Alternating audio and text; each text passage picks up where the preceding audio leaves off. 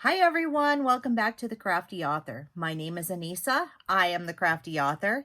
And have you been wondering what you can do to maybe have a little bit of fun with Halloween decorations this year, or even just for the fall? Well, look no further. I have the perfect project for you, and we're going to get started. All right, so what I have is this Halloween table runner that I have been working with, and it turned out pretty doggone cute if you ask me. So what you're seeing here is a pinwheel pattern, and then I just did some regular fabric on the back, and I just did a stippling stitch. As you can see, not perfect, but it looks cool because I did it with the orange thread. So whatever you have as far as fabric, you can use that if it's fall-like, or I don't care. You can use it for Christmas or whatever. This measures, I'm going to tell you, in length, it is 50 inches long, and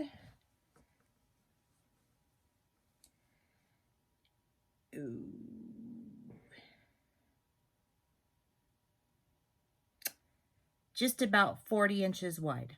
Okay, so this is kind of a bigger one, but this fits perfectly on my dining room table. Actually, it's a little bit short, but that's okay. My dining room table is pretty large. So what I'm going to do is show you this. You might be wondering how much fabric you might need, so I'm going to go ahead and give you that as well. I purchased a 1 yard each of each fabric. There are 3 fabrics in this, minus the backing fabric that I have. The backing fabric, I used 1.5 yards, and it would actually make 2 of them. Okay, so you could back 2 of these table runners with that 1.5 yard. It's just kind of wonky because it's so wide. You know, most fabric is like 44 inches wide or 43, and so it has to be a little longer. I always like to have a little bit extra because I like to use it for my binding, or just in case I don't cut right, I have some extra. It's up to you. So I bought 1 yard of each of this fabric, and believe it or not, I'm actually able to make 2 of these table runners out of 1 yard of fabric. And so I'm going to go ahead and show you how to do that today. And we are going to go ahead and get started. All right. So I know that you've watched me cut fabric before, but we're going to cut fabric again. So I'm just going to line these 2 up on the fold. So I'm going to cut 2 of these at the same time. And this time, instead of using the little ghosts, instead of using this fabric that I used on the original one in the pinwheel, I'm going to use the polka dots and the candy corn just to kind of switch it up just a tad. And I'm going to line these up, make sure that they're nice and even. I'm going to go ahead and I'm going to give this a cut and just cut off this excess so that we have the perfect amount here. So there's that. And then I'm going to cut 8 inches because that's how much, that's how big I'm making my cuts here, is 8 inches by 8 inches. And I am just using the little measurements on my cutting mat here. Okay, so that's done now. So perfect. I'm going to move these aside just for a sec, and we're going to focus on this piece that we have. So as you can see, I have some selvage edges here. Now, what you're going to find is that this one piece should be plenty to give you all of the fabric that you're going to need to make these pinwheels. I'm just going to make sure I'm cutting this correctly here. Okay. I'm going to kind of slide this over so I can get my 8 inches. Just want to make sure I'm doing this nice and straight. Okay.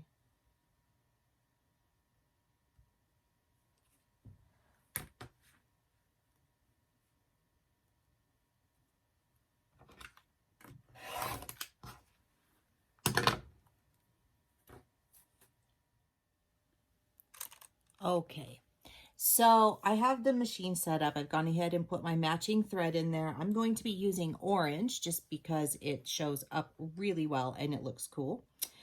And, excuse me, you should have been able to cut 5 squares of each from your fabric that we just cut. So I have 5 black polka dots and I have 5 candy corns. This is all you're going to need in order to make this size of a table runner. So I'm just going to go ahead and I'm going to put one side facing up. So you're going to have a right side facing up and you're going to have another side facing down. You're going to put these together just like that.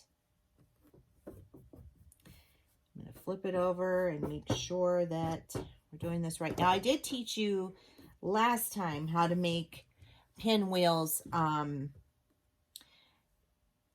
drawing it out. This is different. We're going to do a different method with this one. So I'm going to go ahead and I'm just going to, I've got my 1/4 inch foot on because you do want to sew with a 1/4 inch. And I am going to go into my patchwork portion. Okay. And all that we're going to do is we're going to sew all the way around the whole thing.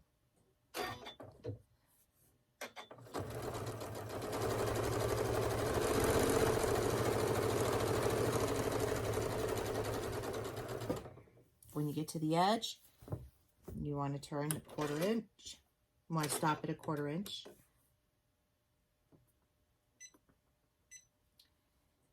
And then you're just going to continue to sew.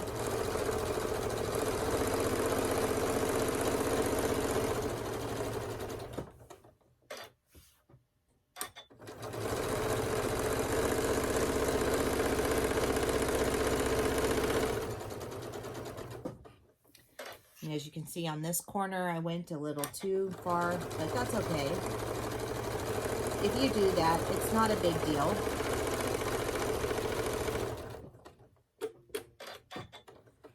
Everything is fixable, okay? All right. 1 square done. We've sewn all the way around. Okay? I'm going to finish sewing these, and I will be right back. All right, so I have all my squares sewn together. So now what I'm going to do is I'm going to cut them.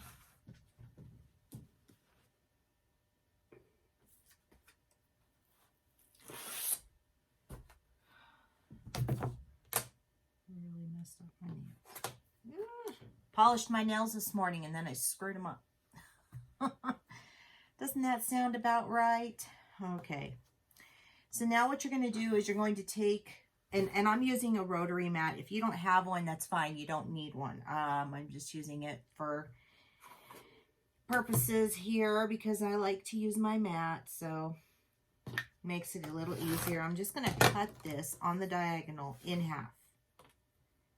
So I'm just going to make an X from corner to corner. And that is all that I'm going to do. And I will do this with all 5 of my pieces. So let's try that again. I'll show you again. I'm just going to go on the diagonal from corner to corner. I'm going to cut. And I'm going to do it again. And cut here.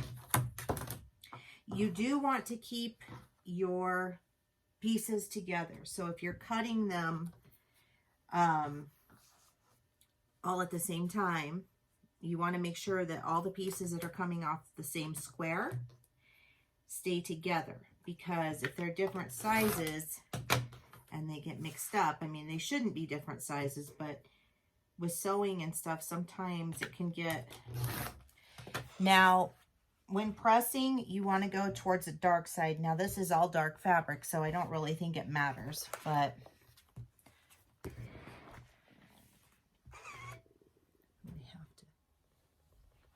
All right, so I had to move you so you could see what I was doing.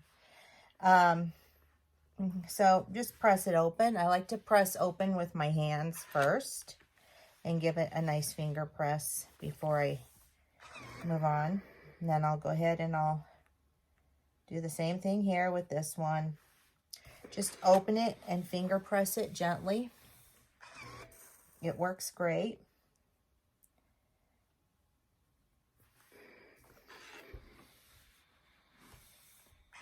This is probably my least favorite part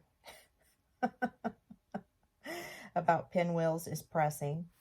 But pinwheels are like my favorite, one of my favorite designs. That and stars. I love to make the stars too.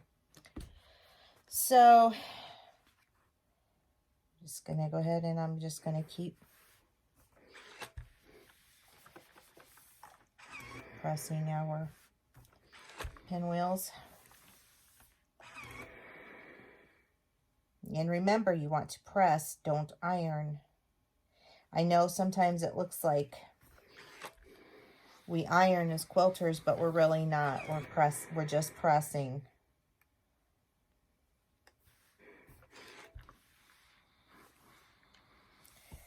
So there's another one done. And I'll show you really quick what I do with these. All right, so you have these little dog ears after you've sewn these pieces together right here on the edges, okay? You have it on both sides. You want to trim those off. So all I do is I just take a pair of scissors and I just trim them. These scissors are not very sharp, but you do want to just cut that part off. And then that way you don't have to contend with that while sewing. It can be a real pain in the butt. So make sure you clip those off, okay? All right. So now we're ready to start doing our pinwheels. So it depends on how you want your pinwheels set up. But I am going to set mine up like this. Gotta play with it first.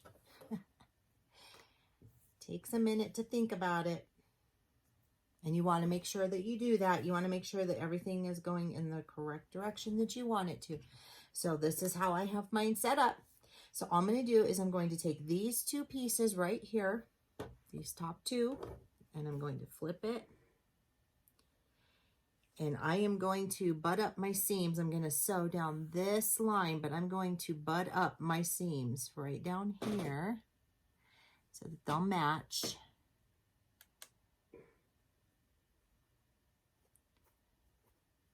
And then I'm going to start sewing.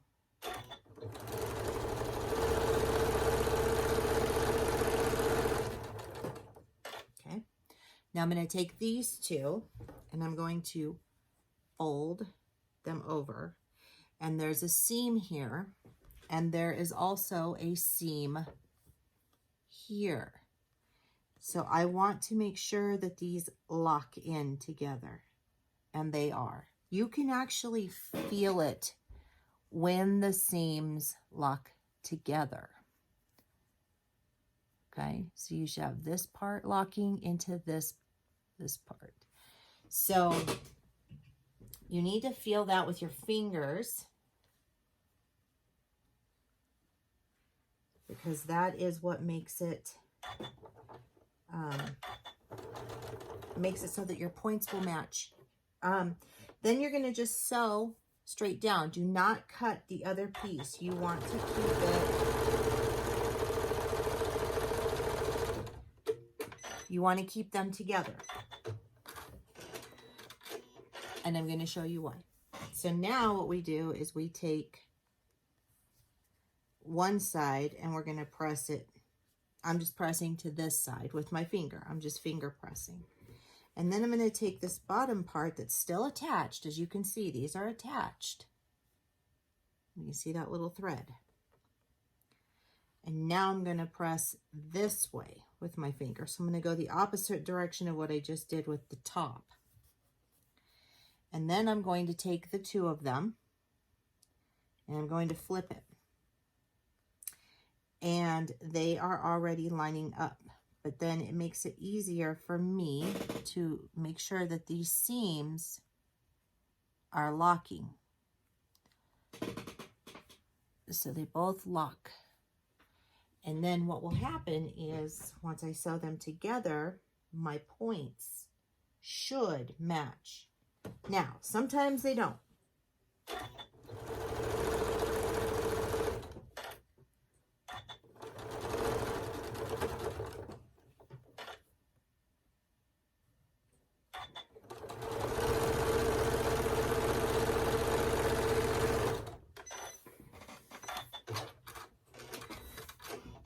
Okay, what I like to do now that these two pieces are sewn together, is I like to take my threader, my seam ripper, and I'm just going to rip this little thread that we left in between there. Then I just rip that part out. And then I flip this upside down so that I have the seams exposed. And then I take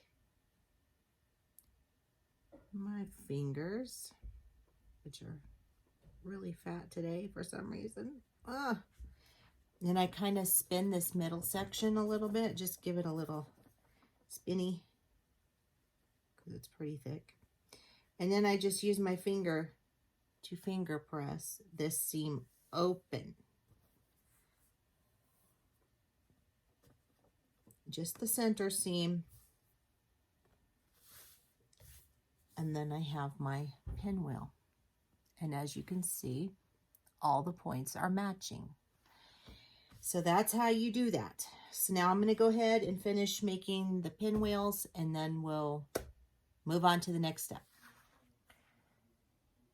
All right, so when I press a pinwheel, I like to start on the back side. Personal preference. There's no right or wrong way to do it. It's just how I do it. And I just press that center seam straight down, just straight flat. Flat in the middle, right here. Okay, that's how I do it. Then I flip it over and I press the front.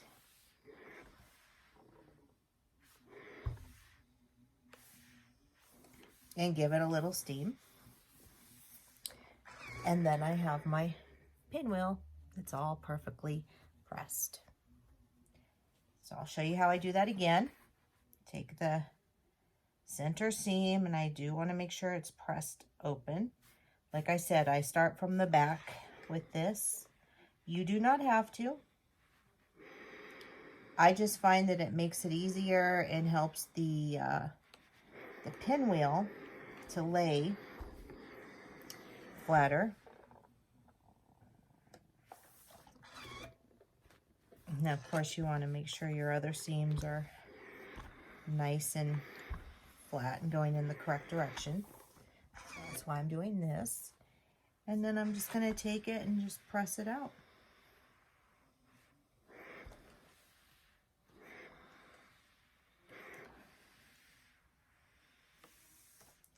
And that's how you press your pinwheels. All right, so I'm going to finish doing that. Then we'll square them up. I probably should. You know what, though? I think we're going to just stick with the 4 inches because I've already got everything measured out for that. So let's just go 4. Now, all I'm doing is measuring the 4 inches right here on this line, on my seam, my middle seam, okay? So 1, 2, 3, 4.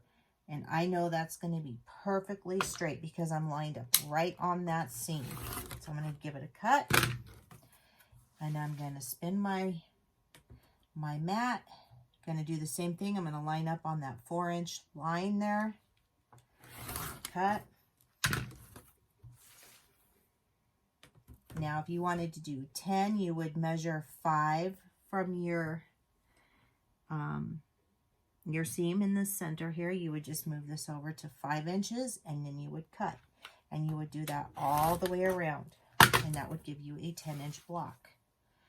But since we're doing it this way, we should have 8 inches.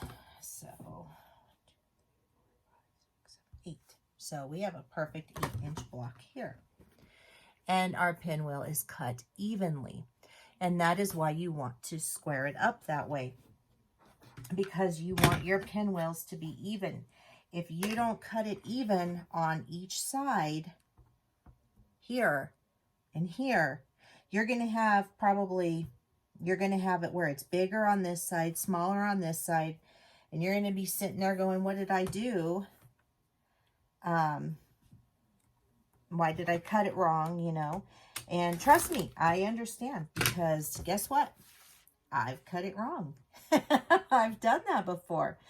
And it's very frustrating when you've put a lot of time into something and you don't know how to square it up properly and it doesn't work. And you're left with something that's looks really wonky. And it's frustrating because then you have to start over again and you really just want to cry. So just make sure that you're cutting correctly so that you have everything looking even, okay? If you have questions about how to square something up, let me know. I would rather help you square it up correctly the first time than have you go through that frustration. Because trust me, like I said, I do know. I have had it happen to me. And I did cry, and I did throw things away. And actually, it happened to me with the disappearing 9-patch quilt that I made. I had to make that quilt twice because I did not cut it. I did not square it up correctly. I wasn't thinking when I was cutting things. And I just, oh, boy did I cry on that one. So, and you know, just be mindful and understand that this stuff happens to everybody. So, if you have a question, ask it. That's my advice. Okay. So, I'm going to finish squaring these up. And then I'm going to show you what we'll do after that. Okay. So, all I'm going to do now is I'm just going to take my squares. And I am going to sew them together. Okay? That is all that I'm going to do here.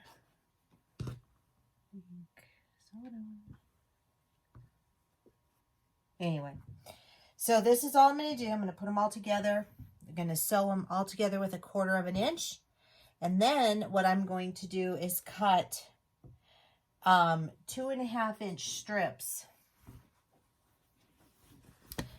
So these are actually 2.5 inch strips that I've cut for this border that I will sew right along here. So there will be a 2.5 inch border here. Then I will cut another 2.5 inch border of fabric. So I will do one with the polka dots, and then I'll do the candy corns, And then the larger border will be a 4-inch border, and I will use my little ghost fabric.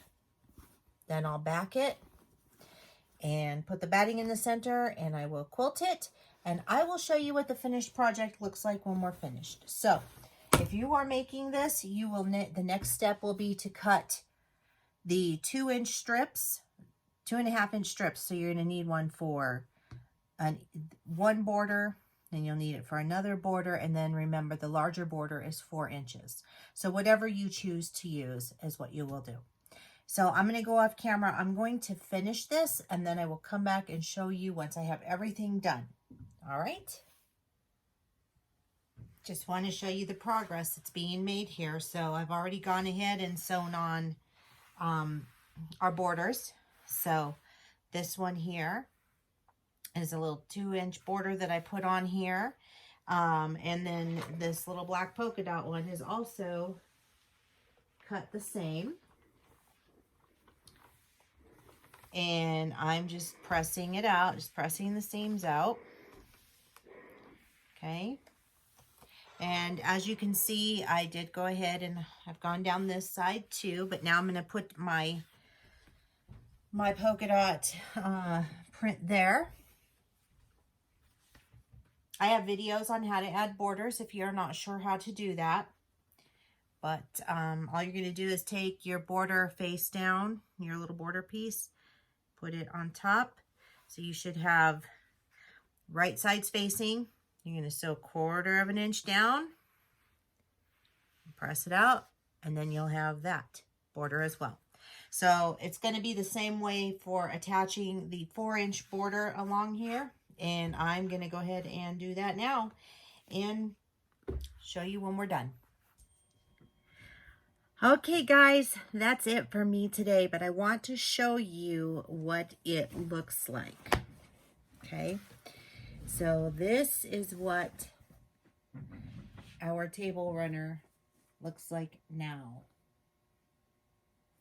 And as you can see, I went ahead and did some squigglies on here, just some swirly quilting. I did go through an entire spool of thread for this. Should I show you where I boo-booed?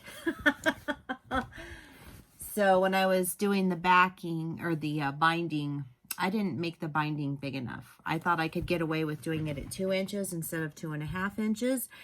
And I was wrong. I should have cut it at 2.5, but I didn't. So anyway, it's a little goofy, but I just went on top of my binding and made sure that I did catch it on the back side. Let me see. Oh, and I still have threads that are loose. So like that.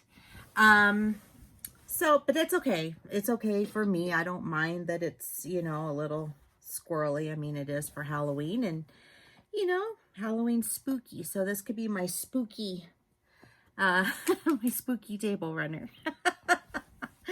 Anyway, so this one measures finished. It's actually bigger than the other one. Because I cut the border a little larger. So I'm going to tell you how big this one is.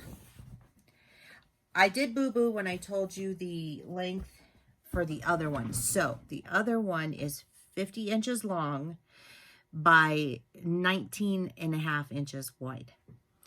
I told you it was 40 inches wide. It is not. That was way too big. I doubled it up is what I did. And because I wasn't really thinking. So this one is also 50 inches long, but width is 21 inches. So not too much bigger, about 2 inches bigger, give or take a little bit, but that's what we have. And if you don't remember what the first one looked like, it looked like this. So it was a little bit different. And you can see it's not quite as wide. And I did quilt it differently here. And I did hand stitch the binding down. So I did a few different things with each of these. So that is what I have for today, are these cute little table runners that I love. And I think they turned out really, really cute. Do I have leftover fabric? Not really. I think I had maybe a 2-inch, let me see. This is what I had left over. This was from cutting the border. And this was what was left over from all that fabric from the 3 yards. So 1 yard of fabric of each will make 2 table runners. Make sure you have enough thread. You might want to pick up an extra spool. Let me see. I can tell you how much was on here. It was 547 yards is how much I had of the thread. It was brand new. It was Metler brand, and it was orange. So, in case you were wondering that information. These fabrics, one of them is from a Kimber Bell collection. And the other one is from David's Textiles, I think is what it is called. They are super cute. So if you find them and you like the way that my table runners look, then you should get one too. So if you're looking to follow me on social media, the links are down below in the description box. Don't forget to like this video and to subscribe. Click that little bell and you will get notified each time that I post a new video. There's also a little icon in the right-hand corner of your screen. It is the Crafty Author icon. If you click on that, you can also subscribe through there. And that's all I have, guys. Keep on crafting. And until next time, I'll see you later. Bye-bye.